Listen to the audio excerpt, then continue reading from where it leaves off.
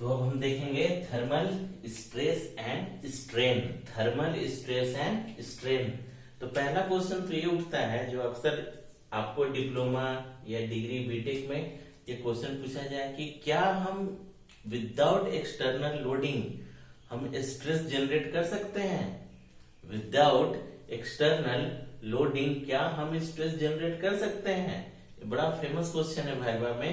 तो इसका आंसर है yes we can. Yes we can. और कैसे कर सकते हैं? By the help of the temperature. By the help of the temperature means when we increase or decrease the temperature of the material, stress is generated. Stress is generated, but their ends must be rigid. But their ends must be rigid. होता क्या है, देखो आप कि late से ये हमारा बार है एक, ठीक है, एक मेटल बार है। लेट से इसका लेंथ जो है वो L है। इसका लेंथ जो है वो क्या है? L है। अब क्या किया हमने जैसा कि हमारा जनरल हमारा जो इंटरप्रिटेशन है क्या इंटरप्रिटेशन है भाई? हमारा जनरल है कि whenever we increase the temperature of any material or metal, whenever we increase the temperature of a metal, what happens? Their length increases, means expansion happens, वो expand करता है। But whenever we decrease the temperature, contraction takes place means वो सिकुड़ता है। अगर आप temperature बढ़ा रहे हो तो एक्सपैंड कर रहा है और टेम्परेचर घटा रहे हो तो कॉन्ट्रैक्ट कर रहा है। बट ये हर किसी के लिए एप्लीकेबल नहीं है। कुछ ऐसे भी हमारे मटेरियल हैं, ऐसे भी हमारे एलिमेंट्स हैं जिसका ये रिवर्स होता है। जैसे कि वाटर को ले लो, इसका एक्सेप्शन है कि 4 डिग्री टेम्परेचर पर आप 4 डिग्री से थोड़ा सा इंक्रीज करोगे तब भी वो एक्सपैंड करेगा। 4 डिग्री से थोड़ा सा डिक्रीज करोगे टेम्परेचर तब भी वो एक्सपैंड करेगा। 4 डिग्री सेंटीग्रेड के आसपास दोनों कंडीशन में इंक्रीज भी करोगे टेम्परेचर तो वो एक्सपैंड करेगा और डिक्रीज भी करोगे तो लिटिल बिट एक्सपैंड करेगा। इसलिए वाटर का जो डेंसिटी होता है वो 4 डिग्री सेंटीग्रेड पर मैक्सिमम होता है। यही वाटर का एनामोलस बिहेवियर है। अब देखते हैं हम कि हो क्या रहा है। अब देखते हैं थर्मल स्ट्रेस क्या है, जनरल स्ट्रेस, नॉर्मल स्ट्रेस तो हमने पढ़ ही लिया है। अब क्या होता है कि हमारा एक बार हमने ले लिया है। We have taken a bar with length L. What happens when we increase the temperature? Let's say we increase the temperature. Whenever we increase the temperature due to temperature difference or elevation in the temperature, the length will suddenly increase. The length will increase. Let's say the change in length is delta L, or simply we can show it with delta. We can show it with the delta. Indicate हम किससे करेंगे? Delta से। अब क्या हुआ कि हमने ये देख लिया भाई कि इसका एंड अगर फ्री है, ये एंड इसका क्या है? फ्री है। एंड क्या है इसका? फ्री है। एक साइड तो रिजिड है, बॉटम पार्ट या back side of this bar is rigidly fixed means we increase the temperature, then only option is that the expansion will take place on the free end. अब क्या किया हमने कि हमने उस फ्री एंड को क्या किया? उस फ्री एंड को भी रिजिड सपोर्ट से हमने क्या कर दिया?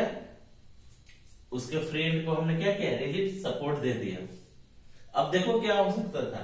अब फिर से हम टेम्परेचर बढ़ा रहे हैं।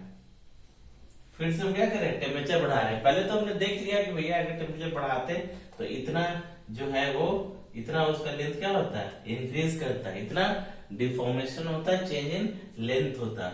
अब हमने रिजिड सपोर्ट दे दिया, फिर से हमने टेम्परेचर बढ़ाना शुरू किया तो क्या होता?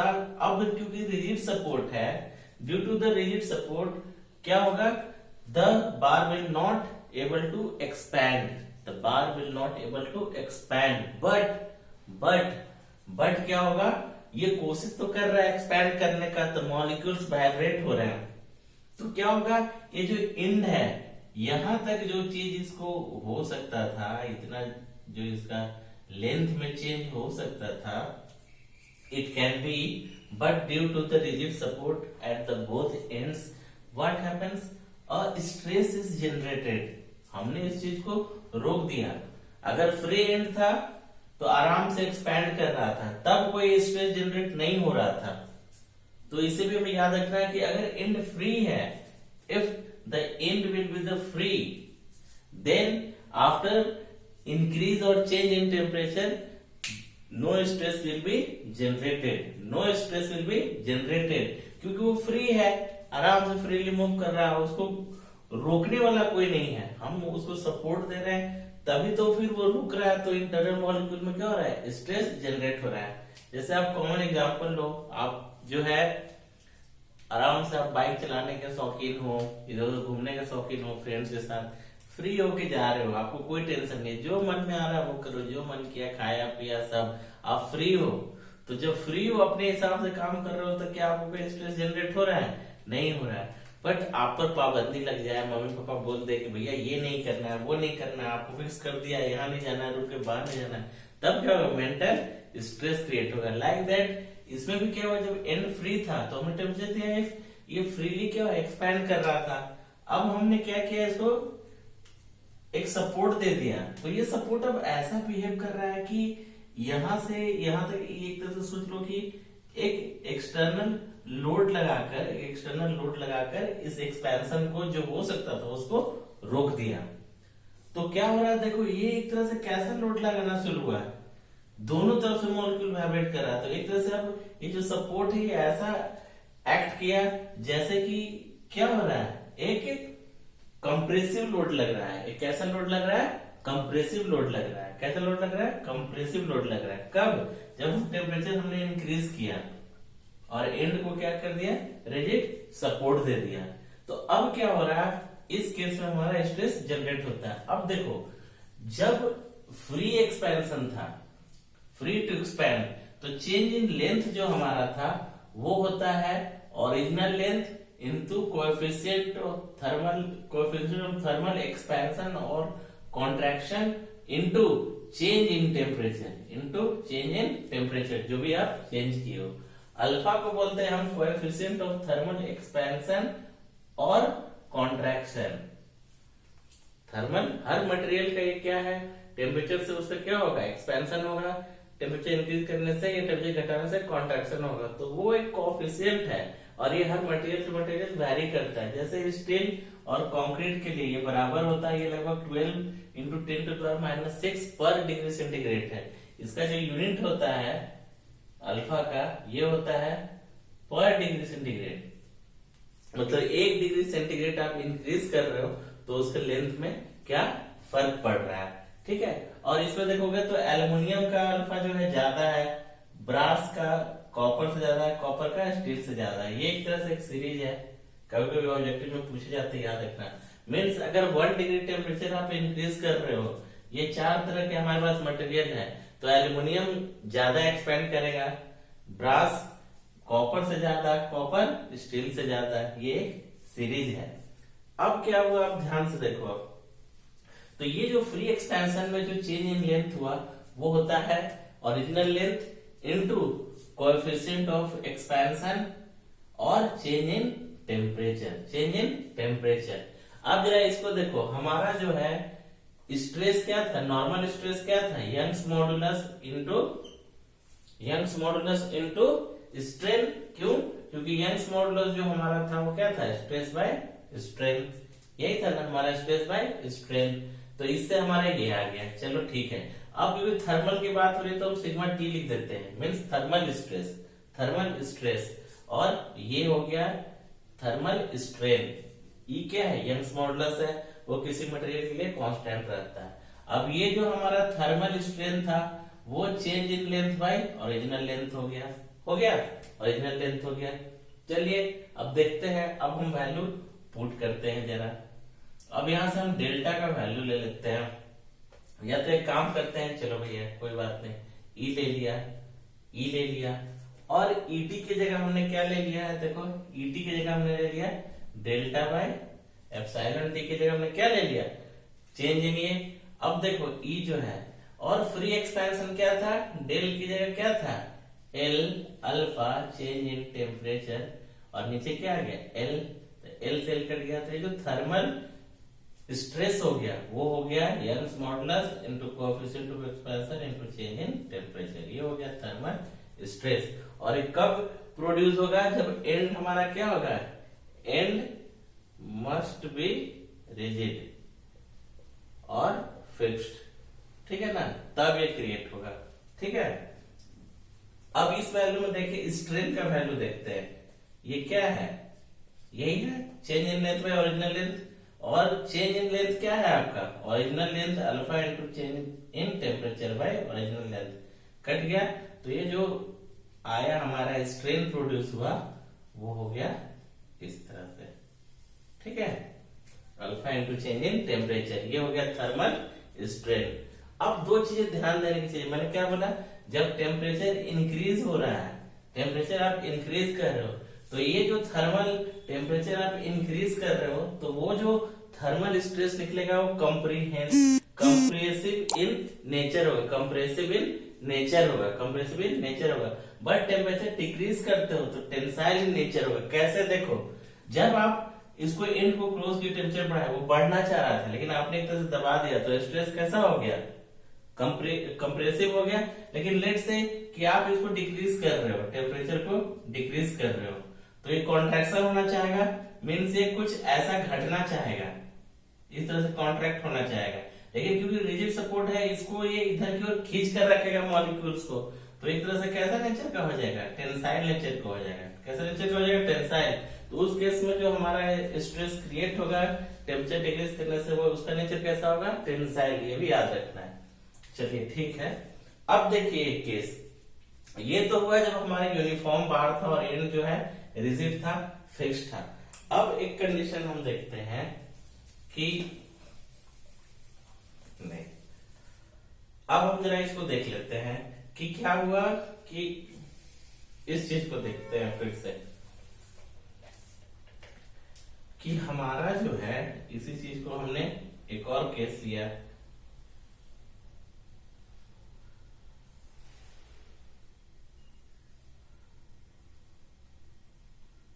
अब क्या हुआ, हमने फिर से इसका टेम्परेचर को इंक्रीज किया, ठीक है, और ये अपना एंड को फिक्स कर दिया। अब क्या हुआ कि ये सपोर्ट जो यहां था, एक्चुअली में ये यहां था, इसका एंड कहां था, यहां था, और ये टोटल कितना हो सकता था, उतना टेम्परेचर इंक्रीज करने से मान लो इतना लेंथ में चेंज हो सकता था। लेकिन क्या हुआ कि ये येल्डिंग हो गया, ये सपोर्ट का येल्डिंग हो गया, येल्डिंग ऑफ सपोर्ट, मीन्स ये अपने एक फिक्स जगह से ड्यू टू सर्टन रीजन वो रिप्लेस कर गया। मानते हैं कि ये जो रिप्लेस किया वो ए किया, वो जो रिप्लेसमेंट हुआ, ये गैप जो क्रिएट हुआ, ये वाला है जो अपना सपोर्ट जो है इस एंड से यहां तक जो अपने आप फैल गया, ये मानते हैं ए है, वो जो चेंज इन लेंथ है वो ए है। अब हो ना तो इसको डेल्टा चाहिए था, इसको हमने डेल्टा माना है, लेकिन अब कितना बच गया, चेंज इन लेंथ कितना बच गया, डेल्टा माइनस ए बच गया, यही हो गया ना। फाइनल जो चेंज हो गया लेंथ में, जो डिफॉर्मेशन हुआ वो डेल्टा माइनस ए हो गया, डेल्टा माइनस ए हो गया, ठीक है, डेल्टा माइनस क्या हो गया, ये हो गया। अब जरा देखो आप, हमारा क्या था, थर्मल स्ट्रेस की बात करेंगे तो ये था, ठीक है, और ये हो गया। अब देखो EL हमारा क्या था, डेल्टा बाई ओरिजिनल, लेकिन अब डेल्टा की जगह क्या आ गया, delta minus A by l आ गया। अब डेल्टा ना होके ये आ गया, तो अब हम delta minus A by L लिख दिए, ये लिखा, और डेल्टा क्या था हमारा, L alpha delta T minus A by L. यानी अब जो हमारा थर्मल स्ट्रेस हो गया due to, in case of yielding of support, in case of yielding of support, yielding of support, support का जब यील्डिंग हुआ सर्टन रिप्लेस हो गया, तो ये क्या हो गया अपना, यंग्स मॉडुलस इनटू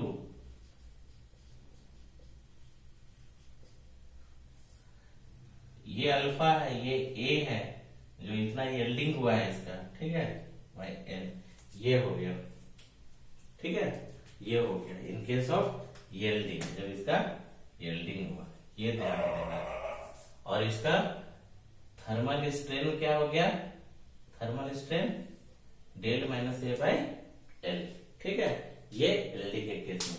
तो ये हमेशा याद रखना है कि जब भी एंड जो है फ्री होगा तो वो स्ट्रेस जनरेट नहीं होगा, वो स्ट्रेस जनरेट नहीं होगा। एंड को हमेशा क्या होना चाहिए, फिक्स्ड होना चाहिए। टेम्परेचर इंक्रीज कर रहे हो, ये टेम्परेचर पॉजिटिव वैल्यू आ रहा है, ठीक है ना, इंक्रीज टेम्परेचर पॉजिटिव आ रहा है, तो स्ट्रेस का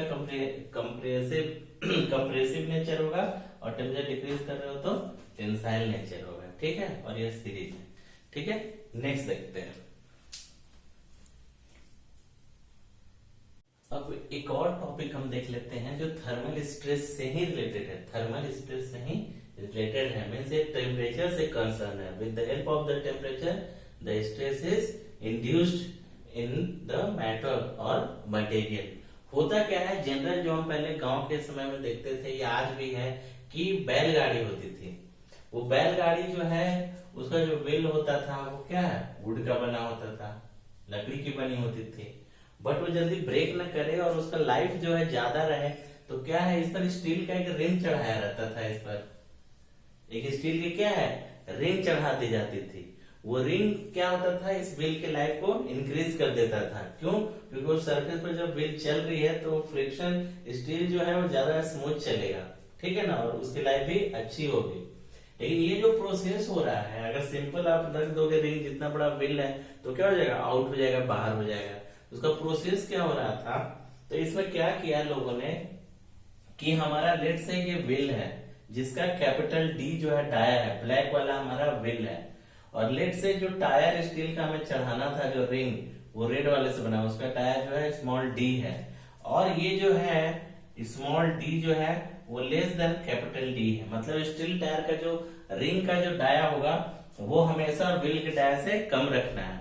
अब फिर से हम टेम्परेचर का एक प्रॉपर्टी यूज कर लेते हैं कि ये मेटल का है, ये मेटल का है। अब मेटल है, अब इसका टेम्परेचर हम इंक्रीज कर रहे हैं। अगर हम टेम्परेचर इंक्रीज कर रहे हैं टायर का, तो क्या होगा, वो एक्सपैंड करेगा,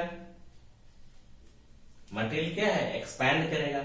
हम टेम्परेचर बढ़ाते गए बढ़ाते से एक कंडीशन ऐसा है जब ये स्मॉल डी जो है वो कैपिटल डी के बराबर हो गया, एक्सपैंड कर रहा है, रिंग का साइज बढ़ता जाएगा। फिर हमने क्या किया, इसको उठाकर इसके व्हील के ऊपर रख दिया और हमने इसको कूल डाउन होने दिया, या वाटर जल्दी से दे दिया, सडन क्या हो गया, कॉन्ट्रैक्शन हुआ, तो जाकर रिंग में फिर क्या हो जाएगा, बैठ जाता है बहुत स्ट्रांगली। वो क्या होता है, उसको पकड़कर बैठ जाता है, फिक्स्ड हो जाता है, वो फिक्स्ड हो जाता है। तो इस केस में हमने क्या किया कि टायर जो है अपना, उसका डाया स्मॉल लिया है और फिर हमने बड़े डाया वाले व्हील पर जाकर उसको फिक्स कर दिया। किसके हेल्प से, with the help of the temperature, with the help of the temperature. तो ये जो प्रोसेस है श्रंक करना, ये स्मॉल रिंग का स्टील टायर ले जाके बड़े व्हील पर श्रंक कर देना, इसी को बोलते हैं stress due to shrinking on, stress due to shrinking on. और ये चीज क्या हुआ, टेम्परेचर का हेल्प लिया। अब क्या हुआ कि ये रिंग जो है उसके सरकमफ्रेंस पर व्हील पर जाके बैठ गया, तो रिंग में जो है ना एक, अब उसको क्या हो गया, वो अपना टेम्परेचर घटाओगे तो ओरिजिनल शेप में आना चाहेगा, वो ओरिजिनल शेप में आना चाहेगा, स्मॉल डाया होना चाहेगा, बट क्योंकि रिंग जो है, व्हील जो है वो बड़ा डाया का, तो उसको आने नहीं देगा। तो अलोंग द सरकमफेरेंस एक स्ट्रेस क्रिएट होगा, along the circumference of the wheel in the tyre one stress is created और induce which is known as circumferential और हुप स्ट्रेस, सरकमफेरेंशियल और हुप स्ट्रेस।